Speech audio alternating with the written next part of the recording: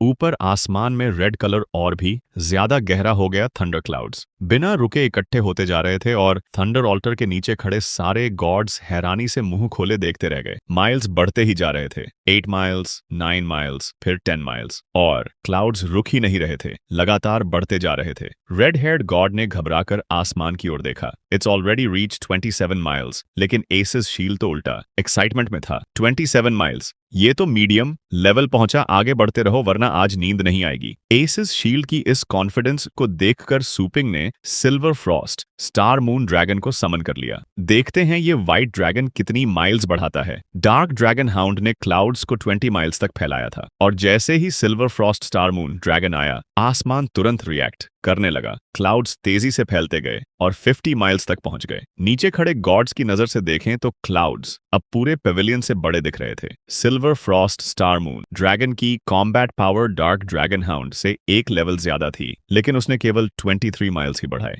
पर्गेटोरी bamboo dragon beast में वैसे तो might of the dragon race जन्म से ही था, लेकिन उसका टैलेंट डार्क ड्रैगन हाउंड से सिर्फ 3 माइल ज्यादा निकला। सूपिंग ने सोचते हुए कहा, क्या ऐसा इसलिए है क्योंकि ये व्हाइट ड्रैगन अभी मैच्योर नहीं हुआ? इंटरेस्टिंग। और जानना है तो चलो पर्गेटरी बैम्बू ड्रैगन बीस्ट को समन करते हैं। जैसे ही पर्गेटरी बैम्बू ड्रैगन बीस्ट प्रकट हुआ, थंडर ऑल्टर के ऊपर का आसमान जोर से गरजने लगा। चारों दिशाओं में रेड कलर की क्लाउड्स फैल गईं। रेड हेयर्ड गॉड डर के मारे चिल्लाया, वॉरियर क्या तुम अब भी जिंदा हो? एसिस शील्ड भी घबराने लगा। न्यूबी, मुझे लगता है कुछ गड़बड़ है। पेविलियन के नीचे खड़े सारे गॉड्स लगातार पैनिक में थे, क्योंकि अब क्लाउड्स 70 माइल्स, 90 माइल्स, 100 माइल्स तक पहुंच चुके थे। ये आखिर हो क्या रहा है वहां ऊपर? किसका टैलेंट इतना हाई है कि थंडर क्लाउड्स 100 माइल्स तक फैल गए? गॉड्स ने एना की ओर देखते हुए सम्मान से कहा, योर हाइनेस, हमें तुरंत माउंटेन से नीचे जाना चाहिए। अगर हम यहाँ खड़े रहे तो थंडर ट्रिब्यूलेशन हमें भी मार देगा। लेकिन आना ने पीछे मुड़कर नहीं देखा। एना ने शांत होकर कहा, तुम लोग पहले जाओ। वो बाहर से काम लग रही थी, लेकिन अंदर से उसका दिल भी कांप उठा।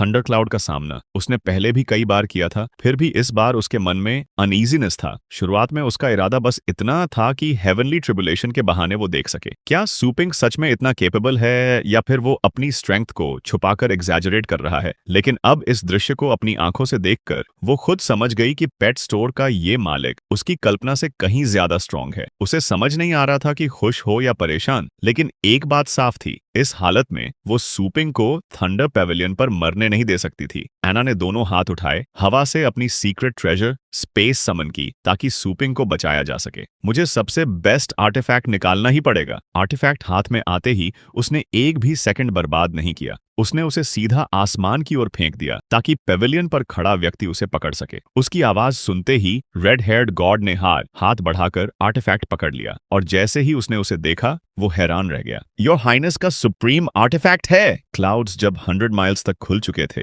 तभी उन्होंने एसिस शील्ड की जोरदार आवाज सुनी। सूपिंग भी अब थोड़ा सा, वह पहले तो स्कैर्ड था, लेकिन जैसे ही उसने एक असेंडेड ट्रेजर देखा, उसे थोड़ी राहत मिली। उसने तुरंत स्पेस खोला और बिना किसी हेजिटेशन के अपना लिटिल स्केलेटन समन कर लिया। नीचे भागते हुए गॉड्स, जो 100 माइल्स वाले क्लाउड से बचने की कोशिश कर रहे थे, ऊपर देखकर दंग रह गए। थंडर क्लाउड सीधा उनकी तरफ बढ़ रहा था। कुछ ही देर में वह उस जगह को पूरी तरह ढक चुका था जहां वे भाग रहे थे। क्या हो रहा है? थंडर ऑल्टर के ऊपर वाले लोग ट्रिब्यूलेशन ट्रांसेंड कर रहे हैं, या हम ही ट्रांसेंड कर रहे हैं? मुझे इसकी जरूरत नहीं फ्रेंड। वे एक दूसरे पर चिल्ला रहे थे कि और तेज भागो, वरना इतनी बड़ी थंडर ट्रिब्यूलेशन गिर गई तो वे सीधे जले हुए कॉर्प्सेस बन जाएंगे। इस पल का नजारा किसी हेल से कम नहीं था। लाइटनिंग बोल्ट्स इधर उधर गिर रहे थे, आसमान उबल रहा था, और घूमती हुई थंडर ट्रिब्यूलेशन 200 माइल्स तक फैलकर जाकर रुकी। पूरी चांटिंग पीक थंडर क्लाउड से ढक चुकी थी। रेड हेयर्ड गॉड की हालत का तो मत ही पूछो। डर के मारे उसकी हालत इतनी खराब थी कि उसे लग रहा था वह अब भी वहीं गिर पड़ेगा। 200 माइल्स, वह रो रोकर थक गया था, और ऊपर से यह एक हेट्रोक्रोमैटिक थंडर ट्रिब्यूलेशन थी।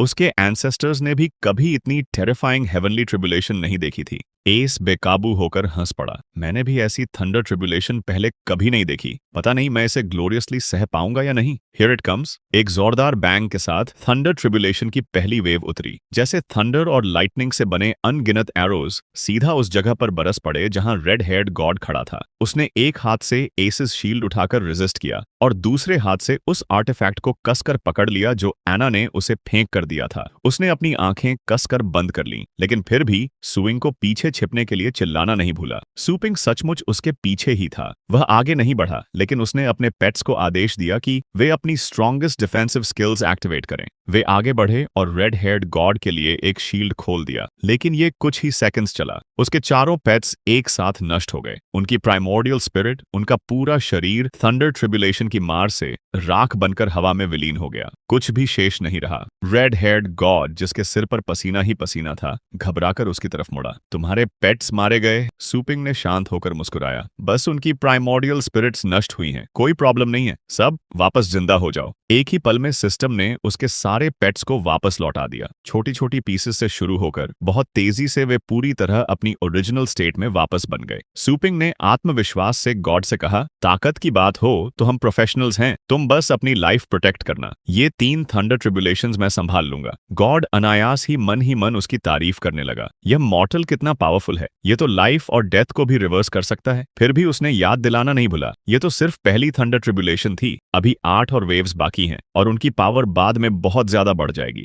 जैसे ही उसने यह कहा, दूसरी वेव थंडर क्लाउड से जहां जन्मी, एक पाइथन के रूप में, जीभ बाहर निकाले हुए, ऐसे जैसे वह वहां मौजूद लोगों और बीस्ट्स को लपेटकर मार डालना चाहती हो। लिटिल स्केलेटन सबसे आगे दौड़ा और अपनी बोन ब्लेड से सबसे करीब की 2 लाइटनिंग स्नेक्स पर वार किया। उस एक ही स्लैश से स्नेक का सिर 2 हिस्सों में टूट गया, लेकिन वह गायब होने के बजाय तुरंत एक्सप्लोड हो गया और वहीं खड़ा लिटिल स्केलेटन उस धमाके की मार से दूर जा गिरा। सिस्टम की इंफॉर्मेशन के अनुसार लिटिल स्केलेटन को एक क्रिटिकल हिट लगा था, लेकिन अनडेड फ्रूट इस्तेमाल करने की वजह से वह एक इंस्टेंट किल से इम्यून था। अभी कुछ पल पहले उसका पूरा शरीर चकनाचूर हो गया था, लेकिन वह फिर से अपनी ओरिजिनल स्टेट में रिस्टोर हो गया। सूपिंग ने हालात का जल्दी से आकलन किया और अपने पेट्स को आदेश दिया कि वे दूरी बनाकर थंडर सर्पेंट से लड़ें। अगर उन्हें स्लैश करके मारोगे तो वे एक्सप्लोड होंगे, इसलिए डिस्टेंस रखो। कि हेल बैम्बू ड्रैगन बीस्ट की लॉन्ग रेंज फायर सबसे इफेक्टिव तरीका है। एसिस शील्ड के पीछे छिपा रेड हेयर्ड गाय अपना सिर बाहर निकालकर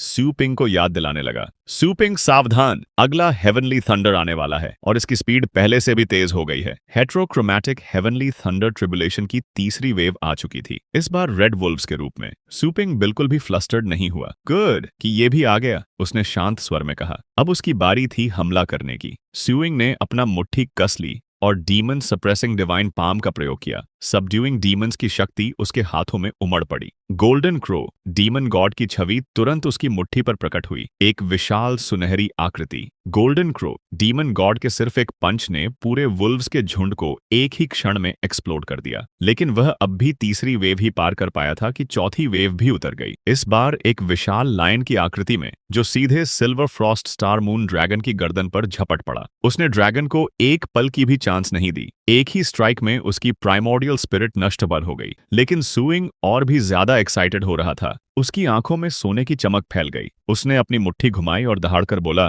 कम ऑन एवरीवन। लेकिन यह लायन इतना फास्ट था कि एक ही मिनट में उसने hello bamboo dragon beast, dark dragon hound और लिटिल स्केलेटन तीनों की प्राइमोर्डियल स्पिरिट्स छीन ली। सूपिंग ने इसी मौके का फायदा उठाया। वह छलांग लगाकर लायन की गर्दन पर चढ़ गया, अपना हाथ उठाया और डीमन सप्रेसिंग डिवाइन फिस्ट का प्रहार किया। एक ही वार में उसने उसे टुकड़ों में तोड़ डाला। 5वीं वेव के हमले में सूपिंग की बारी आई कि वह अपने शरीर को ही लाइटनिंग एलिफेंट के लिए चारे की तरह इस्तेमाल करे। एलिफेंट ने अपने टस्क से उसे मार गिराया। फिर silver frost star moon dragon सामने आकर उसका ध्यान भटकाता रहा और लिटिल स्केलेटन ने अपनी ब्लेड से उस एलिफेंट को काटकर अलग कर दिया। हर वेव में या तो उसका कोई पेट खुद को बलिदान करता था या वह खुद मारा जाता था। वह बार बार मरता और फिर लगातार वापस जिंदा होता रहा। 8वें लेवल तक पहुंचते पहुंचते उसने हर तरह की लाइटनिंग का सामना किया। फिनिक्सेस, स्नेक्स, अर्थ ड्रैगन्स, विंग ड्रैगन्स, सब कुछ। 8वां लेवल पार करने के बाद सूपिंग फिर से पेविलियन पर प्रकट हुआ, पसीने से लथपथ, तेज सांसें लेता हुआ, लेकिन उसकी नजरें अब भी थंडर ट्रिब्यूलेशन पर टिकी थीं। रेड हेयर्ड गॉड ने घबराकर पूछा, वॉरियर तुम ठीक हो? सूपिंग ने भारी सांस लेते हुए कहा, लगातार रेजरेक्ट होते होते मेरी स्पिरिचुअल पावर अपनी लिमिट पर पहुंच रही है। फिर उसने गॉड से पूछा, अब कौन सी वेव चल रही है? गॉड बोला, यह हेट्रोक्रोमैटिक थंडर ट्रिब्यूलेशन की आखिरी वेव है। कुल 9 वेव्स होती हैं, अब बस यही बची है। इस बार थंडर ट्रिब्यूलेशन किसी बीस्ट के रूप में नहीं थी, बल्कि एक विशालकाय जायंट की आकृति, जो अपने हाथों से पहाड़ की चोटी पर खड़े सभी लोगों को मसलकर मार डालने वाला था। जब उस जायंट का हाथ उसे कुचलने के लिए नीचे आया, सूइंग के मन में पछतावा भर आया। एकदम असहाय सा महसूस हुआ। डैम इट, अब रेजरेक्ट होने के लिए स्पिरिचुअल पावर भी नहीं बची, बस थोड़ा सा और, क्या सच में यही खत्म हो जाएगा? तभी रेड हेयर्ड गाय जोर से चिल्लाया, वॉरियर बस थोड़ा सा और, डोंट गिव अप। फिर रेड हेयर्ड गाय ने तुरंत वह सीक्रेट ट्रेजर जो एना ने उसे दिया था सूपिंग की तरफ फेंक दिया। वह था स्टार कोर प्रिज्म, एक ऐसा सीक्रेट ट्रेजर जो एंशिएंट डीमन गॉड्स से रिफाइंड हुआ था। यह उपयोगकर्ता की एनर्जी को उसकी लिमिट तक बढ़ा देता है और लगातार अबंधर पावर भरता रहता है। सूपिंग ने जैसे ही उस सीक्रेट ट्रेजर को हाथ में कसकर पकड़ा, उसने जोर से चीख लगाई और उसकी आई सॉकेट से लेकर पूरे शरीर तक एक चकाचौंध कर देने वाली रोशनी फैल गई। उसे महसूस हुआ कि उसके भीतर की स्पिरिचुअल पावर अब बेहद प्रचुर है, असीमित, अंतहीन। अब चलो फिर से लड़ाई शुरू करते हैं। इस पल हमारा प्रोटैगनिस्ट अपने हाथ में डिवाइन प्रिज्म पकड़े हंस पड़ा। दैट्स राइट, वह एक्साइटेड था। उसके अंदर उमड़ती हुई पावर उसे लगातार लड़ते रहने को उकसा रही थी। वह इस डिवाइन रेल्म सीक्रेट ट्रेजर की टेरिफाइंग पावर की तारीफ किए बिना नहीं रह पाया। यह सिर्फ उसकी एस्ट्रल एनर्जी को रिस्टोर नहीं कर रहा था, बल्कि स्टार कोर प्रिज्म लगातार पावर को उसके golden crow demon god body में भेज रहा था और उसकी डीमन सप्रेसिंग डिवाइन फिस्ट अब एक नए रेल्म तक पहुंच चुकी थी। सूपिंग ने जोर से पुकारा। लिटिल स्केलेटन धीरे धीरे डार्क पर्पल गैस की धारियों में बदलने लगा। यह डिमोनिक एनर्जी तेजी से सूपिंग के शरीर में बहने लगी। कुछ ही पलों में वे सारी गैस की स्ट्रैंड्स पूरी तरह सूपिंग के अंदर मर्ज हो गईं। फ्यूजन की स्टेट अब पूरी हो चुकी थी। तभी सिस्टम ने एक रंग बिरंगा इलेक्ट्रॉनिक पैनल दिखाया जिसमें कई अलग अलग शेप के बॉक्सेस थे। हर बॉक्स में लिटिल स्केलेटन की एक स्किल थी। Beast soul possession, puppet art, chaotic star reincarnation blade, undead domination, limb reorganization, undead exhumation और rotting poison. Dragon slash system ने आगे समझाया, तुम अपने पेट के फ्यूजन स्किल्स में से किसी एक स्किल को अस्थायी तौर पर हासिल कर सकते हो। यह स्किल पहले से दोगुनी ताकतवर होगी।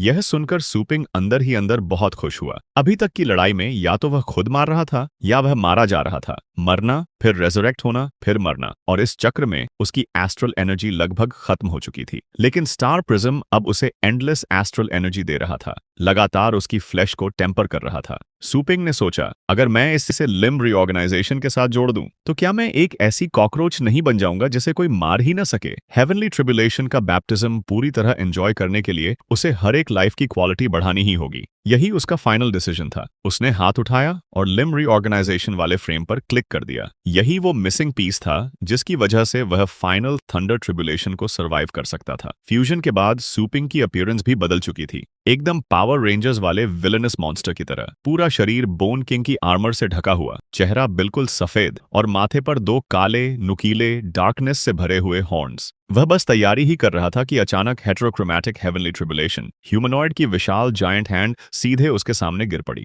फ्यूजन के बाद सूपिंग का बॉडी साइज भले ही बड़ा हो गया था, लेकिन उस हाथ के सामने वह अब भी एक छोटी सी एंट जैसा ही था। अगर वह रेजिस्ट न कर पाता तो उन दो हैंड्स के बीच में सीधा क्रश हो जाता। सूपिंग को आदेश देने की भी जरूरत नहीं पड़ी। हेल बैम्बू ड्रैगन बीस्ट और डार्क ड्रैगन हाउंड समझ चुके थे कि अब क्या करना है। Beast soul fusion skill activate करते ही दोनों अपने मास्टर की तरफ दौड़ पड़े, अपनी पूरी शक्ति झोंकते हुए। बोथ बीस्ट ने अपनी अपनी डिफेंसिव स्किल्स पूरी ताकत से सूपिंग को ट्रांसफर कर दी। पर्गेटोरी बैम्बू ड्रैगन बीस्ट ने उसे येन आर्मर, डिंग आर्मर और हार्डनिंग दे दिया। वहीं डार्क ड्रैगन हाउंड ने सूपिंग को wind's protection hard, outer shell और लाइटनिंग आउटर गारमेंट से इक्विप कर दिया। एक जबरदस्त बैंग के साथ थंडर ट्रिब्यूलेशन का लाल रंग का हाथ सीधे उसी जगह उतरा जहां सूपिंग खड़ा था। फैंसी इक्विपमेंट होने के बावजूद सूपिंग को इस थंडर ट्रिब्यूलेशन को सहने के लिए दांत पीसकर खड़ा रहना पड़ा। वह लगातार पीछे धकेला जा रहा था, मगर कुछ देर बाद उसने अपने कदम जमा लिए और उस जायंट हैंड को रोक दिया जहां उसकी दोनों हाथ हेटेरोक्रोमैटिक थंडर ट्रिब्यूलेशन की बिजली से टकरा रहे थे।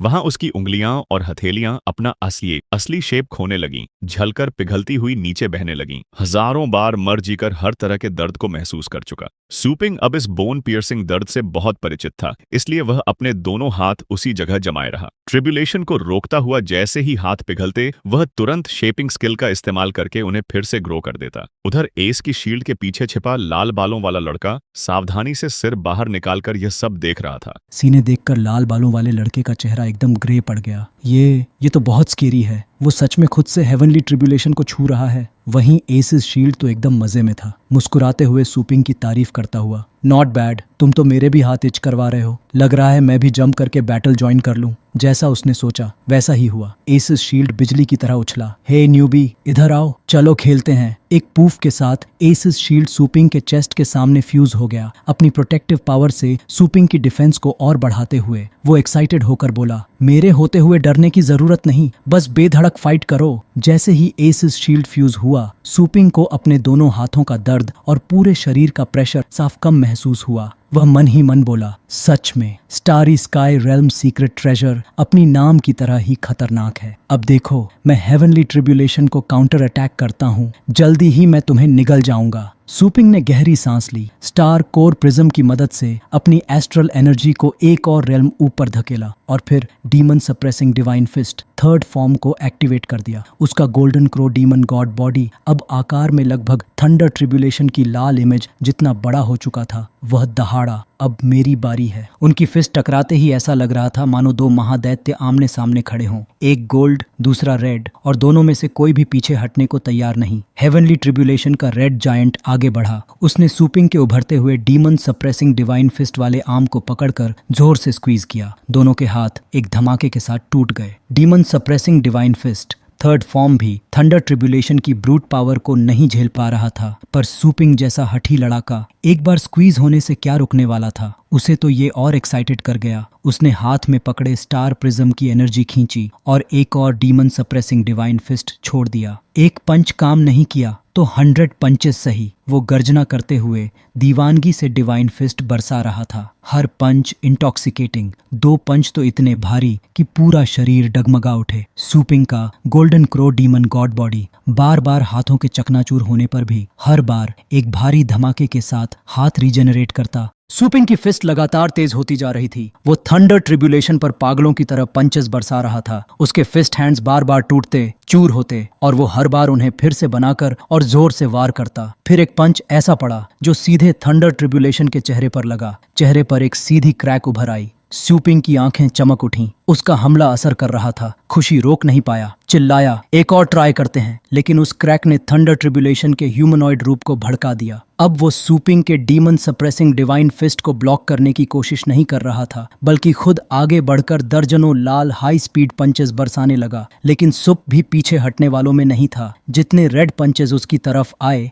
उतने ही डीमन सप्रेसिंग डिवाइन फिस्ट्स ने उन्हें रोक दिया। धरती आसमान में ऐसी गड़गड़ाहट फैल गई जैसे किसी ने एक विशाल वृक्ष को जड़ से उखाड़कर आसमान में घुमा दिया हो। दूर सुरक्षित क्षेत्र में भागकर खड़े सभी देवता अपने अपने माउंट्स पर सवार आंखें फैलाकर इस दृश्य को देख रहे थे। हर कोई दंग रह गया था उस मॉर्टल की शक्ति से। उसकी टैलेंट हो या कॉम्बैट पावर, वो किसी भी आम इंसान जैसा नहीं था। देवताओं से बिल्कुल अलग। सूपिंग सच में एक असाधारण सीड लग रहा था। इसीलिए तो हाइनेस उसे इतना वैल्यू देती थी। उस पर बिना किसी कंजूसी के हर तरह के सीक्रेट ट्रेजर्स लुटा रही थी। वो तो ऐसे लड़ रहा था जैसे हेवनली ट्रिब्यूलेशन उस पर नहीं, बल्कि लाल बालों वाला देवता सूपिंग की ट्रिब्यूलेशन पर सवारी कर रहा हो। पेविलियन के ऊपर चल रही भयानक लड़ाई देखकर एन्ना का चेहरा ठंडा पड़ गया। वो बुदबुदाई, ये फिस्ट टेक्निक, ये वाकई एंशंट क्योटिक इरा की गोल्डन बर्ड रेस से जुड़ा हुआ है। थंडर ऑल्टर के शिखर पर सूपिंग ने महसूस किया कि लाल विशालकाय के हमले अब उसके मुकाबले कमजोर पड़ रहे हैं। यह निर्णायक पल था। उसने गरज कर पीछे मुड़ते हुए चिल्लाया, ब्रेक फॉर मी। उसके दाएं से गोल्डन क्रो डीमन गॉड ने अपना महाविनाशक फिस्ट झोंक दिया और उसी क्षण सूपिंग ने भी अपनी पूरी ताकत उस लाल दैत्य पर एक भारी पंच में उतार दी। ऐसा लग रहा था मानो दोनों को पता हो ये फाइनल डिसाइसिव ब्लो है। दोनों शक्तियों की टक्कर से पूरा क्षेत्र कांप उठा,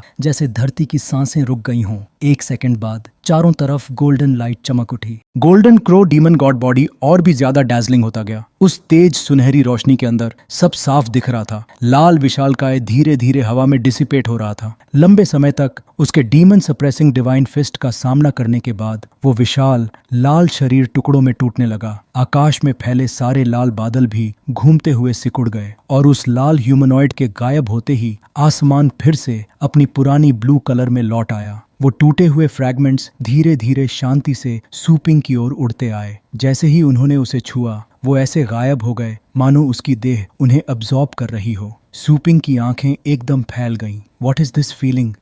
लाल बालों वाला देवता समझ गया कि थंडर ट्रिब्यूलेशन समाप्त हो गई है। वह खुशी से चिल्लाते हुए उसकी तरफ दौड़ा। Warrior, you did it. हम हेवनली ट्रिब्यूलेशन असेसमेंट पास कर चुके हैं। सूपिंग बस धीमे से गुर्राया, लिटिल स्केलेटन से अलग हुआ और तेजी से जमीन पर उतरा। अब भी उसके हाथ में प्रिज्म कसकर पकड़ा हुआ था। इसी वक्त एना ने अपनी सफेद पंख फैलाए उसके सामने उड़कर उतरते हुए पूछा, कैसा लगा? पहली बार हेवनली ट्रिब्यूलेशन को छूने का एहसास कैसा था? सूपिंग ने स्टार कोर प्रिज्म की तरफ देखा। सूपिंग ने अपने हाथ में पकड़े हुए प्रिज्म को देखा। उसके चेहरे पर एक एक्साइटेड मुस्कान फैल गई। अमेजिंग! अभी की लड़ाई ने मेरे शरीर को बार बार डिस्ट्रॉय किया, फिर रिपेयर किया, थकाया भी और पूरा भर भी दिया। वह हल्का हंसा। अब मेरा बॉडी पहले से भी ज्यादा हल्का और मजबूत हो गया है और मेरी एस्ट्रल एनर्जी भी रैंक 6 लोअर लेवल से बढ़कर रैंक 6 पीक तक पहुंच गई है। उसके बगल में खड़ा एसिस शील्ड भी जोर से हंस पड़ा। We are really strong. क्या ही रिफ्रेशिंग बैटल थी। लाल बालों वाला देवता घबराते हुए जमीन पर घुटने टेक कर बैठ गया। हाथ जोड़कर बोला, योर हाइनेस का शुक्र है जिनकी वजह से ये सीक्रेट ट्रेजर मिला। सूपिंग ने उसकी तरफ देखा और अचानक उसने देवता के सिर के ऊपर एक येलो मेजरिंग स्टिक जैसा कुछ देखा।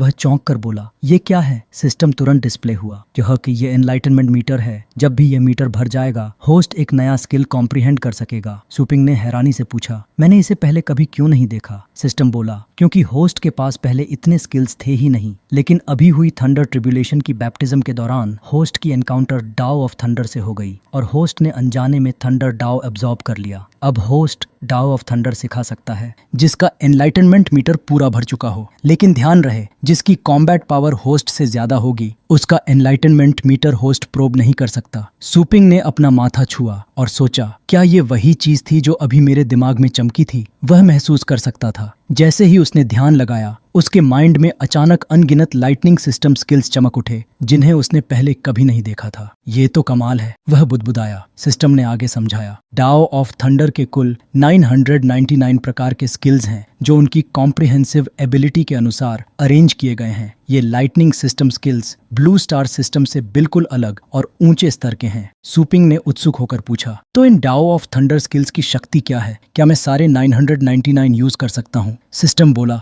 होस्ट ने अभी अभी डाओ ऑफ थंडर से कांटेक्ट किया है, इसलिए आपकी अंडरस्टैंडिंग शुरुआती स्टेज में है। एलिमेंट्री डाओ ऑफ थंडर में आप सिर्फ पहले 333 स्किल्स का उपयोग कर पाएंगे और फिर जितना गहरा होस्ट का डाओ ऑफ थंडर का समझ बढ़ेगा उतने ज्यादा स्किल्स अनलॉक होंगे। जहां तक उनकी शक्ति की बात है उसे होस्ट खुद अनुभव करे। सूपिंग मुस्कुराया, आंखों में चमक के साथ। इंटरेस्टिंग। इस तरह तो मैं दाव की खूबियों पर निर्भर होकर पेट को बस एक सूटेबल स्किल डेजिग्नेट करना होता है। फिर जब सूपिंग एक्स्ट्रॉर्डिनरी पेट स्टोर वापस लौटा उसने देखा कि डार्क ड्रैगन हाउंड और silver frost star moon dragon दोनों के एनलाइटनमेंट मीटर्स पूरे भर चुके थे। यह देखकर सूपिंग के चेहरे पर एक खतरनाक सी खुशी फैल गई। उसने हाथ रगड़ते हुए कहा, चलो सबसे पहले तुम दोनों पर ट्राई करते हैं पिते। दोनों पेट्स उसकी ये सिनिस्टर स्माइल देख समझ नहीं पा रहे थे कि उनका मालिक क्या करने वाला है। सबसे पहले सूपिंग ने डार्क ड्रैगन हाउंड की तरफ देखा। वह सोचने लगा, इस डॉग की डिफेंसिव पावर ऑलरेडी बहुत हाई है। अगर मैं इस तरह के बैटल पेट को एक सही एबिलिटी दे दूं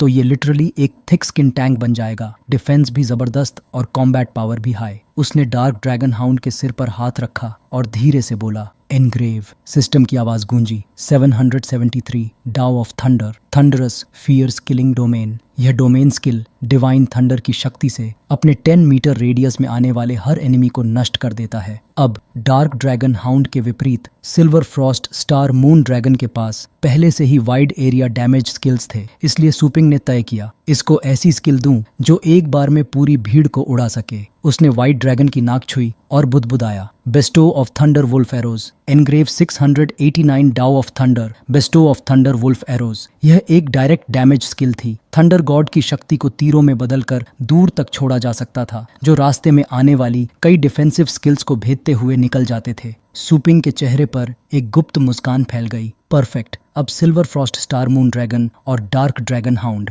दोनों की स्ट्रैटेजी एक नए लेवल पर पहुंच गई है। लेवल। अब अगली मैच में दूसरी बड़ी फैमिलीज के यंग मास्टर्स से भिड़ना होगा और वहां X1 को उतारना ही सही फैसला है। 3 दिन की जो ब्रेक थी राउंड्स के बीच वो अब खत्म हो चुकी है। अब फिर से वही ग्रैंड सीन, अरीना की गर्जना, लोगों की चीख पुकार और लॉन्ग बेस सिटी की हवा गूंज रही है होस्ट की आवाज से। प्रिलिमिनरी राउंड अभी अभी खत्म हुआ है। कुल 1000 कंटेस्टेंट्स ने पहला राउंड पास कर लिया है। आज इन 1000 कंटेस्टेंट्स में से हर कोई उतरेगा नाइटमेयर हंट में, जो लॉन्ग का सबसे बड़ा अरीना है। इस राउंड का विनर सीधे टॉप 5 में जगह बनाएगा, जहां असली कंपटीशन शुरू होगा। नीचे ऑडियंस जोश में पागल हो उठी। फायरी मैचेस शुरू होने वाले हैं। 1000 में से सिर्फ 5 को चुनना, ये सच में बहुत इंटेंस है। ईद है, हर कोई चिल्ला रहा था। यह एक ऐसा मैच है जिसे देखना ट्रूली वर्थ है। होस्ट ने इंतजार लंबा नहीं किया, वह चिल्लाया, कंटेस्टेंट्स को अरीना में एंटर करने के लिए इनवाइट किया जा रहा है और अब आप सबको स्लीपिंग पॉड्स के अंदर डीप स्लीप स्टेट में भेजा जाएगा। अरीना के बिल्कुल सेंटर में एक सुपर स्लीपिंग पॉड सिस्टम तैयार खड़ा था। एक ह्यूज मशीन जो बिल्कुल एक बड़े वर्स की तरह दिख रही थी। उसके माउथ पर कोई लिड नहीं था, बल्कि एक राउंड ग्लास बेसिन रखा था जिसमें एक लार्ज ब्रेन तैर रहा था। इसे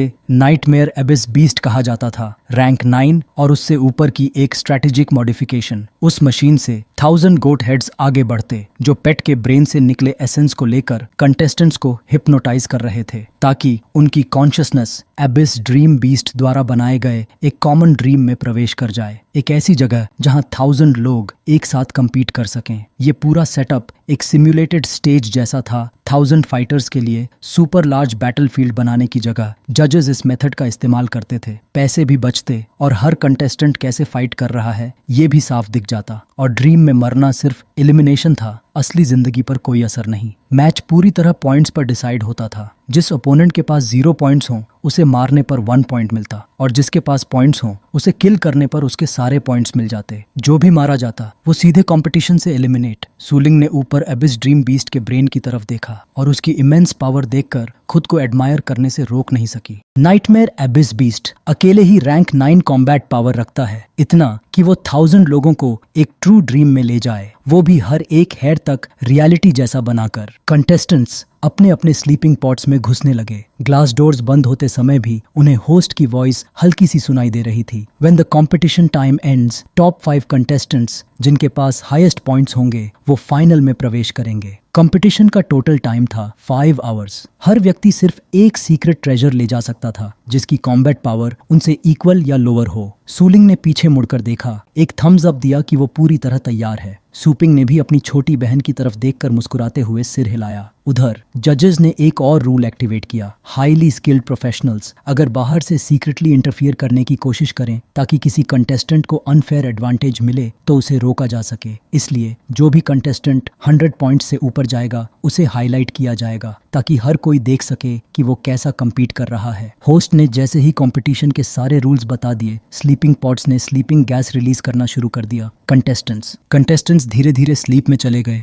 और अबिस ड्रीम डीमन बीस्ट ने उन्हें एक कॉमन ड्रीम में लीड कर दिया। जब सूलिंग ने दोबारा अपनी आईज खोली, वह और बाकी सभी कंटेस्टेंट्स एक वॉर्टेक्स में खींचे जा रहे थे, जैसे वो पैराशूटिंग करके किसी हरियाली से भरी पेनिनसुला पर उतर रहे हों। बाहर डोंग मिंगोंग के पास अचानक सूलिंग आया और उसने उसे एक ब्लाइंडफोल्ड थमा दिया। डायरेक्टर सू, कंटेस्टेंट्स ड्रीम में एंटर कर चुके हैं। कंपटीशन सीन देखने के लिए हमें ये पहनना पड़ेगा। सूलिंग एकदम स्टन्ड रह गया। क्या ये सच में कोइंसिडेंस है या फिर कोई हिडन सीक्रेट? तुम हर जगह कैसे आ जाते हो? डोंग मिंगोंग उसके पास बैठ गया, ग्लासेस पहनते हुए मुस्कुराया। Correct, pure coincidence. तुम्हारे पास वाली सीट के लिए मुझे बहुत पैसा खर्च करना पड़ा और ये 2 पेयर्स ट्रेंडी ग्लासेस खरीदने के लिए भी। बायोटेक्नोलॉजी से बने हुए हैं और ड्रीमस्केप में कहीं भी फ्रीली ऑब्जर्व कर सकते हैं। कुछ ही देर बाद ड्रीम डीमंस का हंट ऑफिशियली शुरू हो गया। सुलिंग जो अभी अभी लैंड हुई थी, डेजर्टेड लैंड पर पहुंचकर सुलिंग ने पहले चुपचाप इस पूरे डेसोलेट एरिया को असेस किया। वह बिल्कुल भी जल्दबाजी में एक्ट नहीं कर रही थी। धीरे धीरे उसने अपने सिर से सीक्रेट ट्रेजर उतारा और सोचा, यह जंगल टेरेन है, पहले मुझे अच्छी तरह रिकॉनेसेंस करनी होगी। सूलिंग की पाम में टैंग परिवार की secret biography mechanical technique activate होने लगी। 2 छोटे काले पीसेस से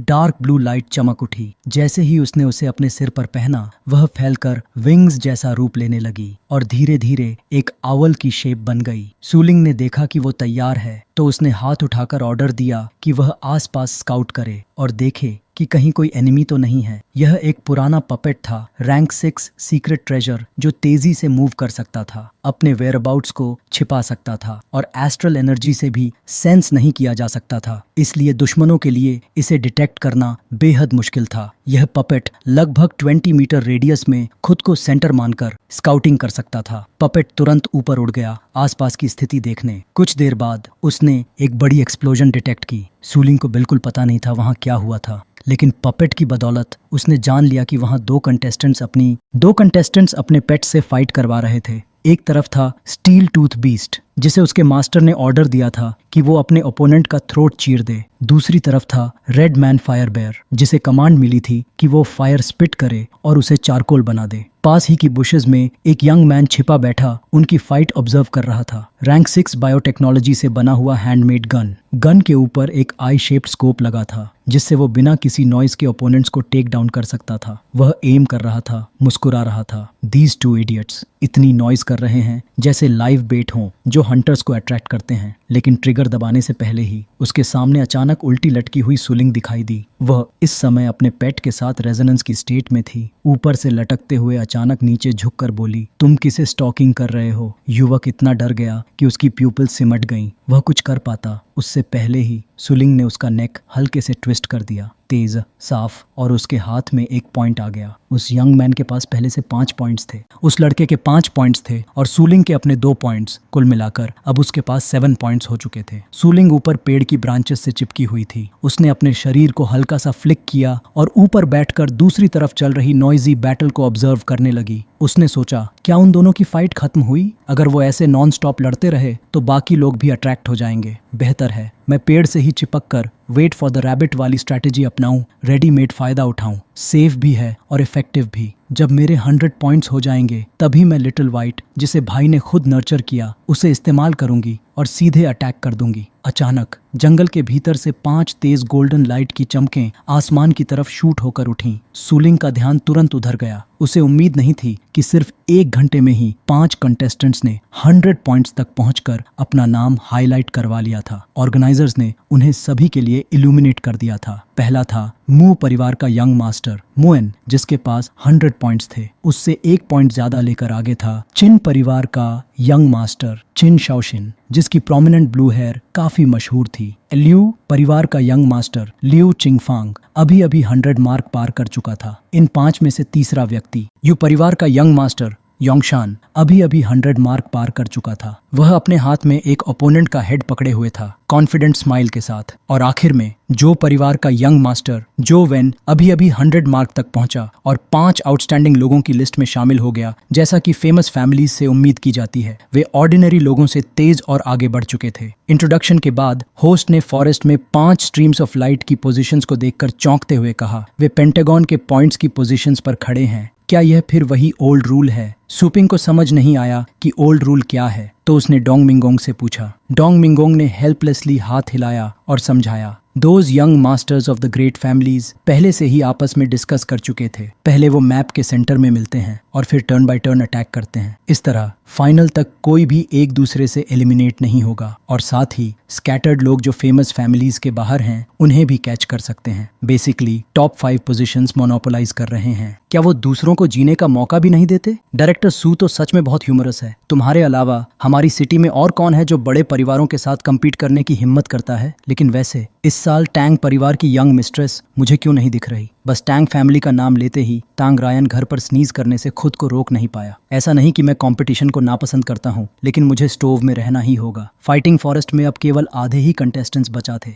2 लोग पीछे खड़े लियू फांग के पास पड़े स्कैटर्ड लोगों को देखकर बस साई कर सकते थे। यह सच में बहुत फियर्स है। अगर वे ऐसे अटैक करेंगे तो कोई कैसे रोक पाएगा? लू परिवार का यह यंग मास्टर भी बहुत पावरफुल था। लियू चिंगफांग ने अभी अभी अपने स्कोर बोर्ड में 11 पॉइंट्स जोड़ दिए, टोटल 148 पॉइंट्स। उसने सिर घुमाकर कोल्डली कहा, स्टॉप टॉकिंग नॉनसेंस। मैं गारंटी करता हूँ कि तुम टॉप 10 में रहोगे, सिर्फ इसलिए कि तुम स्टोर के टॉप 10 में हो। याद रखो, हमारी फैमिली तुम्हें प्रोटेक्ट कर रही है, तुम कुछ भी नहीं हो। एक लॉन्ग हॉन्ग बिजनेसमैन का बेटा और दूसरा हाई रैंकिंग लॉन्ग का बेटा। सुनते ही इस बात को सुनकर उन्होंने हाथ जोड़कर यंग मास्टर को सम्मान पूर्वक कहा, yes we will repay the great family. अचानक उनके पीछे से एक और कॉलम ऑफ गोल्डन लाइट सीधे स्काई की तरफ शूट कर गया। सुलिंगू, जिसने अभी अभी अपना 42 पॉइंट कमाया था, भी ऊपर देखी। यह एक और स्ट्रीम ऑफ गोल्डन लाइट था। तो 6th कंटेस्टेंट ने भी 100 पॉइंट्स हासिल कर लिए। इतनी तेजी से क्या यह टंग परिवार का वॉरियर हो सकता है? वह कोई और नहीं बल्कि एक्जूक्वांग था, वह डार्क ड्रैगन हाउंड की पीठ पर सवार था, जोर से लाफ करते हुए कह रहा था, नीचे जो लोग हैं वो सब गार्बेज की तरह हैं। Dark dragon hound destroy all of them. अब उसके पॉइंट्स में और 30 पॉइंट्स जुड़ गए, टोटल 137 पॉइंट्स। सूलिंग ने यह जानकर कि यह एक्सुएन था, भौहें चढ़ाईं और सोचा, एक्सुएन वह विलन क्यों लग रहा है। उसके इस अजीब एक्सप्रेशन को देखकर लगता था कि वह बिल्कुल भी वही हार्डवर्किंग डाई नहीं है जिसने विल्डरनेस में मेरे साथ साइड बाय साइड फाइट किया था। चिन शाओशान ने अपना सिर उठाया, जूक्वांग पर शाइनिंग गोल्डन लाइट को देखा, खुद में मुस्कुराया। मोली चिंगफेन ने कोल्डली मुस्कुराते हुए अपनी सोर्ड निकाली और सोचा, अनदर इग्नोरेंट पर्सन। मैं तुम्हें बता दूंगा रीजन क्या है। जो ट्री फॉरेस्ट से बाहर निकला है उसे विंड से उड़ा दिया जाएगा। फॉरेस्ट में मौजूद सूलिंग, जो अभी 2 और लोगों को मार चुकी थी और अब उसके टोटल पॉइंट्स 40 पॉइंट्स हो चुके थे, ने ऊपर देखा। उसने देखा कि 5 ग्रेट फैमिलीज के यंग मास्टर्स की 2 स्ट्रीम्स ऑफ लाइट तेजी से लोन स्ट्रीम ऑफ लाइट की तरफ बढ़ रही थीं। चिन शाओशान और लिu चिंगफिंग एक्सु क्वांग की तरफ एडवांस कर रहे थे, तो वो उसे एलिमिनेट करने का तरीका खोज रहे थे ताकि केवल ग्रेट फैमिलीज के यंग मास्टर्स ही ग्रुप स्टेज में जा सकें। Not good. मुझे जल्दी वहां पहुंचकर उसकी सपोर्ट करनी होगी। अगर मेरी मदद नहीं हुई तो यह निश्चित नहीं कि एक्सु क्वांग अकेले उन दोनों को हरा पाएगा। वे एक्सु क्वांग के आसपास के ट्रीज से तेजी से रश कर गए। अचानक एक ब्लू लाइट चमकी जो ट्री ट्रंक्स पर स्वीप कर गई। सिर्फ एक ट्री नहीं बल्कि उनके आसपास की पूरी ट्रीज की एक सीरीज टूट गई और 3 आदमी उनके बिल्कुल पीछे खड़े नजर आए। देखो, मैं यहाँ आया और तुम भागे नहीं। तुम वाकई काफी बहादुर हो। चिंगफेन व्हाइट आउटफिट पहने हुए 2 रिच फैमिलीज के सन्स के साथ यू चिंगफेन ने शूक्वान को देखा जो एक मैजेस्टिक पेट पर सवार था और तारीफ करते हुए बोला, यू आर क्वाइट ब्रेव। एक्सु क्वान ने उसकी एंट्री देखते ही मन विश्लेषण किया। सिर्फ एक मूव में वो इतने बड़े पेड़ों को काट सकता है जिन्हें 2-3 लोग मिलकर भी नहीं पकड़ सकते। उसकी सोर्ड्समैनशिप वाकई बहुत शार्प है। फिर एक्सु युक्वांग हल्का सा मुस्कुराया और जवाब दिया, मैं ऐसा आदमी हूँ जो टॉप 5 में घुसने वाला है। सूनर और लेटर मुझे तुमसे लड़ना ही पड़ेगा, तो भागूं क्यों? लिu चिंगफिंग के पास खड़े दोनों लोग यह सुनकर हंस पड़े। तुम यंग मास्टर लिu से टॉप 5 छीनोगे? Don't overestimate yourself. हमारी मानो, जल्दी सरेंडर कर दो, वरना यंग मास्टर लिu की सोर्ड तुम्हें असली स्ट्रेंथ दिखा देगी। नहीं तो तुम सच में वाइल्ड डॉग्स की तरह भौंकते रहोगे। एक्सु क्वांग बोला, तुम जैसे कुत्तों की बातें सुनकर मैं एक कान से सुनता हूँ, दूसरे कान से निकाल देता हूँ। एक्स युक्वान की ये बात सुनकर वो दोनों लोग गुस्से से बिल्कुल स्पीचलेस हो गए। लिu चिंगफांग ने कुछ और कहने की जरूरत ही नहीं समझी। चेहरा ठंडा, नजरें तेज, और उसने सीधा वार कर दिया। एक चमकदार व्हाइट ब्लू स्ट्रीक हवा को चीरती हुई एक्स युक्वान की तरफ बढ़ी। ऐसा लगा जैसे हवा 2 हिस्सों में कट गई हो। डार्क ड्रैगन हाउंड और एक्स युक्वान दोनों ने एक झटके में डॉज कर लिया। अगले पल वो मूव टकराई और जंगल में एक भारी एक्सप्लोजन गूंज उठा। लेकिन लिu चिंगफांग की यह मूव तो शायद सिर्फ धूल झाड़ने लायक ही थी, न इंसान को खरोंच न पेट को। लिu चिंगफांग खुद नहीं समझ पाया कि ये क्या हुआ, और एक्सु क्वांग भी हैरान था। ये मुझे हवा क्यों करवा रहा है? क्या जंगल में उसे टू हॉट लग रहा है? हाँ, फिर वो आदमी लिu चिंगफिंग नाम का एक सिनिस्टर स्माइल के साथ मुस्कुराया। लिu चिंगफिंग ने कहते हुए ठंडी मुस्कान दी, तुम काफी काबिल लगते हो। मैंने तुम्हें पहले कभी क्यों नहीं देखा? मैं लिu चिंगफिंग हूँ। क्या मैं तुम्हारा नाम जान सकता हूँ? एक्स वेंग ने खुद की तरफ इशारा किया और हल्की सी मुस्कान के साथ हर शब्द पर जोर देते हुए बोला, लिसन केयरफुली, इस बूढ़े आदमी का नाम है एक्सु क्वांग। लिu चिंगफांग का चेहरा एकदम सखर्त हो गया। बात सुनने का तो सवाल ही नहीं। उसने तुरंत पहले से भी ज्यादा हाई लेवल मूव छोड़ दिया। ट्विंग शाउट, हवा फटने लगी, स्पेस कांप उठा और एक के बाद एक हॉरिजॉन्टल और वर्टिकल कट्स निकलकर सीधे डार्क ड्रैगन हाउंड की तरफ उड़ते गए। लेकिन डार्क ड्रैगन हाउंड जड़ की तरह खड़ा रहा। उसने पूरा वार झेल लिया। उसके पीछे की जमीन उस मूव से ऐसे उखड़ गई जैसे किसी ने गहरी हल चला दी हो। चारों ओर धूल उड़ने लगी। पीछे खड़े बूटलिकर्स ने धुआं देखकर हंसना शुरू कर दिया। यू इडियट, यंग मास्टर को चैलेंज करने का यही नतीजा है। लेकिन जैसे जैसे धुआं हटने लगा, हेजी धुएं से ढकी हुई अंधेरी सिलुएट के बीच डार्क ड्रैगन हाउंड की परछाई दिखाई देने लगी। तभी एक्सु क्वांग की जोरदार आवाज गूंजी, अटैक करने से पहले मेरी बात पूरी सुन तो लिया कर। चोरी छिपे वार करने में ही एक्सपर्ट हो क्या? लिu चिंगफांग ने देखा कि एक्सु क्वांग और उसका पेट जरा भी घायल नहीं हुए। वह अपना सोर्ड उठाकर देखने लगा, मानो उसकी तलवार ही उसे कह रही हो कि भाई घर जाकर फिर से शार्पन कर। उधर ऊपर गोल्डन लाइट वाले व्यूअर्स और पूरी ऑडियंस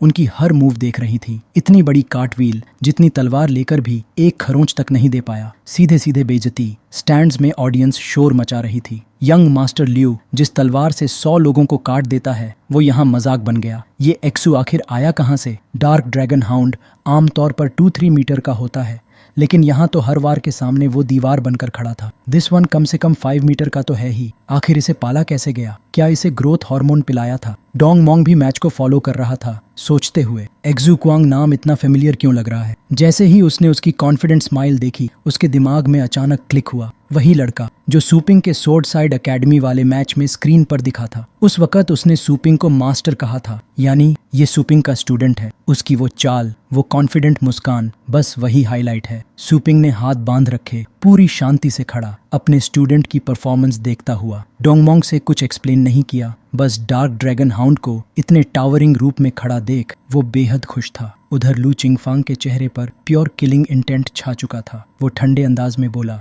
एक्सू क्वांग, मैंने तुम्हें याद रख लिया है। और इतना कहकर उसने अपने पेट का समनिंग स्पेस खोल दिया। अंदर से एक डार्क ब्लैक ड्रैगन का विशाल सिर बाहर निकल रहा था। समनिंग स्पेस से पहले उसका ड्रैगन हेड बाहर निकला और फिर उसकी पूरी भारी भरकम बॉडी एक झटके में बाहर कदम रखती है। उस ड्रैगन की गर्दन पर, जिस पर पड़ती रोशनी चमक कर वापस उछल रही थी, लिू चिंगफेन ने ठंडी मुस्कान दी। तुम पहले इंसान हो जो इस अरीना में मेरे पेट को देख रहा है। इसे अपनी खुशकिस्मती समझो। उसका साइज इतना विशाल था कि ऊपर का पूरा आसमान ढक गया, चारों तरफ अंधेरा छा गया। वो भी ड्रैगन सिस्टम का था और उसकी ड्रैगन माइट इतनी भारी थी कि लोग दूर खड़े खड़े पसीने से भीग गए। ये था dark underworld black dragon, dragon system में 5वें नंबर पर रैंक्ड। इसे देखते ही डोंग मिंगोंग को वो पुराना साल याद आ गया जब सोर्ड सैन एकेडमी के एक्सचेंज बैटल में फेंशिन ने रैंक 7 डार्क डस्क ड्रैगन समन किया था।